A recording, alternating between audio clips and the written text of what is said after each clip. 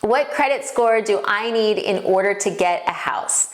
Okay, that is one of the most common asked questions that I see every day is what credit score do I need? So let's talk about that. And in order to make this easy to understand, I'm going to use a loan amount as an example and do my credit scores based off of that. So going into jumbo territory is a different animal, so that will be handled in a different video. So up front, this is not in relation to jumbo loans. So for my example, we're going to use a $500,000 loan amount. Okay, so if you want to buy a house, where your loan amount's going to end up being $500,000, what credit score do you need? Okay, now it depends on the loan program. So if you're looking at a conventional mortgage, which you definitely could get at 500, right? That would be a 3%, 5%, 10, 15, 20, etc. down payment.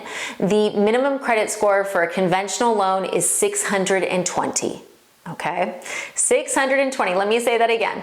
Now, if you're looking at, you're like, oh, I'm not there yet. What can I do? Well, there's FHA. With FHA, we can go as low as 580. So the minimum credit score for us for FHA is 580. And if you're like, well, wait, I'm a veteran. What about me? Well, 580 for you guys too. Okay. So basically, if you're a veteran, 580 plus. If you're FHA, 580 plus, and then conventional is 620 plus. Okay. Now, something very important to note is it depends on the lender you're talking to. So I've had a couple conversations this year where I've talked to people where they were like, yeah, I started looking in 2020, but the lender said my score was too low. And I was like, what was your score? And they're like 610. And I'm like, oh, I could have helped you.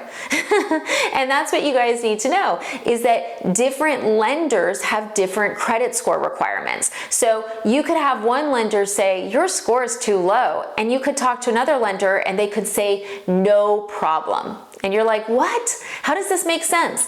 I agree with you. It's very confusing. So lenders are allowed to set the level of risk that they're comfortable with. In the VA world, two of the largest lenders will not go below 620. They're not comfortable below 620. We are, okay? Now, does that mean, here's how I look at credit, because sometimes there's so much shame around credit, and I really don't think there should be. I've looked at 589 credit scores where the credit report on itself, there's some damage from the past, but there's really not much debt. There's like a credit card that's being paid on time. There's just some past damage. Whereas sometimes I'll look at a 680 credit report, right? And everything's been paid on time recently, but there's so much debt. They're drowning in debt. So score doesn't always correlate to risk as much as lenders and everyone loves to say it does. When I'm looking at the individual credit reports, I'm trying to determine if you're going to be able to pay back the loan, and being able to go down to as low as 580 gives me more power to help you guys. So I really like that for FHA and VA, because there's this stigma that if your credit score is 580, 590, 600, you have terrible credit. You must be the worst person. And I see so many of those reports where I'm like, oh, there was some damage in the past, but it's not bad at all. And their debt to income's low. This is a good loan. This is a great loan. Whereas some other lenders, the way they've approached it is they're just like, nope, everything else is cut off.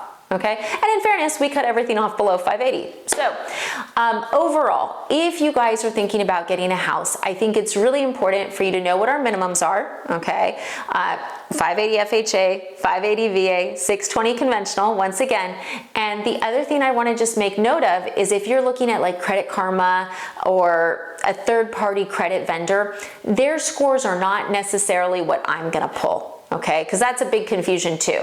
So for instance, if you're 580 on Credit Karma, I would probably say wait till you're at 600 or higher on Credit Karma, because what I have found is often when I pull those scores, we're lower. Okay. And the reason that we're lower is that these third-party companies, they're not looking at your credit the same way we are. We're looking at your credit as if you're taking out hundreds of thousands of dollars. They're looking at your credit as if you're taking out $1,000 credit card. So obviously less risk to take out $1,000 credit card than to take out hundreds of thousands of dollars in loans. Now, if you're like, well, wait, is my credit score going to vary based on lender? No, it shouldn't really. So if you pull your credit score with me on Monday and Bob with Tuesday and Jane on Wednesday, your score is going to be in the same range, okay? It would be highly unusual for lenders to have huge variances. There's just a variance between the consumer products you guys have access to and the lender products we have.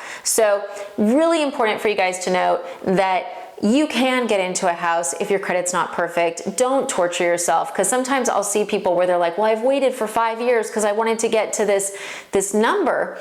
And the number that they're shooting for, it doesn't actually really affect the big picture, and they could have gotten in sooner and paid less rent had they just spoken with us, and we could have said, oh yeah, like here's the difference, this is what you should watch out for. So I hope this video has been helpful. If you need to get pre-approved for a loan or you want to talk about a loan, I am licensed in 48 states and I am happy to help you, as is my team. We love taking care of you guys. So thanks for watching. I hope this was helpful.